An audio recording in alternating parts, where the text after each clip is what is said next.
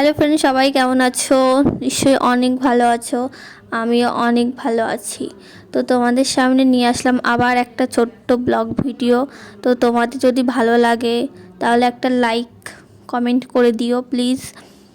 তো দেখো আমি কোথায় এসেছি, এটা হচ্ছে বগুড়াতে। আমাদের বাড়ির থেকে বগুড়া অনেকটাই কাছে, বেশি দূর না। তো আমরা বগুড়াতে এসেছি চৈত্র মাসের সেল দেখতে দেখতে না কিনতেও এসেছিলাম, কিন্তু পছন্দ হয় না। তার জন্য কি করব, কিছু কিনিনি। পছন্দ হচ্ছে না, এত ভিড়, দেখো কতটা ভিড়। আর আমার বান্ধবী বলছে কিছু পছন্দ হচ্ছে না। বললাম চ সামনের দিকে দেখি কি আছে, দেখে আসি। দেখতে তো বারণ নেই, তো বললাম ঠিক আছে চ তাহলে দেখে আসি। তো যাচ্ছি, দেখো এখানে একটু ফাঁকা ছিল, কিন্তু সামনের দিকে আরও ভিড় ছিল। ফাঁকা দেখলে হবে না বাবা, যা গরমে এত ভিড় সে বলার মতো না, ভীষণ ভিড়। যাচ্ছি, দেখো মানে আমি আর আমার বান্ধবী, ও তো সারাদিন ফোনে দেখো ব্যস্ত, কথা বলতেই থাকে। আমি বলছি সারাদিন কথা বলতে হয়, ও আবার হাসছে। তারপরে আমি আর বান্ধবী এই যে ভিতরের দিকে যে মূর্তিগুলো বিক্রি হয় এদিকে আসলাম।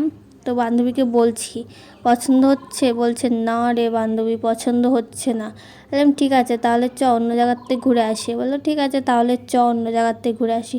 তারপরে আমরা এইদিকে আসলাম, এদিকে বাচ্চাদের অনেক ধরনের জামা চটি সব বিক্রি হচ্ছিলো। দেখো তোমরা দেখতেই পাচ্ছ, দেখো বাচ্চাদের জামা, সুন্দর সুন্দর জামা, কিন্তু আমাদের পছন্দ হচ্ছিল না, কারণ ভালো লাগছিল না।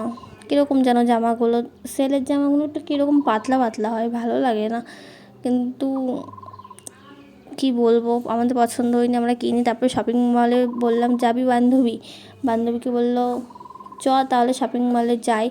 ঠিক আছে তাহলে। দেখো আমার বান্ধবী আবার বলছে যে চৈত্র মাসের সেল দেখতে গিয়ে আমার চুল এর অবস্থা কি হয়েছে।